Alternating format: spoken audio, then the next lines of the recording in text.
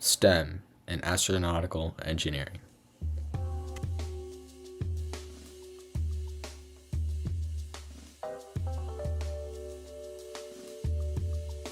Astronautical engineering is the design, develop, and manufacture of spacecraft, the same vehicles astronauts use to journey past the skies and into what in many ways remains the great unknown. The earliest sketches of flight were first drawn by Leonardo da Vinci. He had designed ideas for a plane and a helicopter as shown here. In 1999, the paraglider was made by Sir George Cayley. Finally, the first heavier-than-air aircraft was made by the Wright brothers in 1903. The most important part of astronautical engineering is no doubt the design process. Dr. Sam New, a thermodynamic engineer, is very familiar with the design process and has used it in many projects.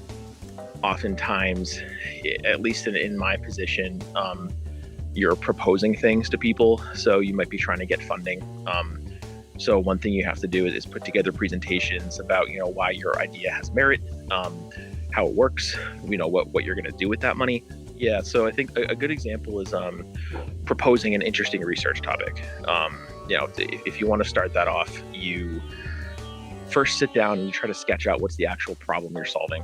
That's really important, is to get a frame of what it actually is you're trying to do. So once you have a problem sketched out, a lot of times you then move on to the next phase, which is maybe coming up with some preliminary design for a project. The biggest part of doing a project once you get past those early stages is reaching out to other folks who know more than you do in certain areas. After that, like I mentioned earlier, sometimes, if you're proposing something, you got to convince the higher ups that what you're doing has merit. Once you have the go ahead, you then got to figure out exactly what you're going to do. You have to plot out, how long is it going to take me to do this? What equipment do I need? What's my desired end goal? How do I get there? What are some risks? How do I buy down those risks? Once you get through the first steps of the design process, all that's left is to start the project.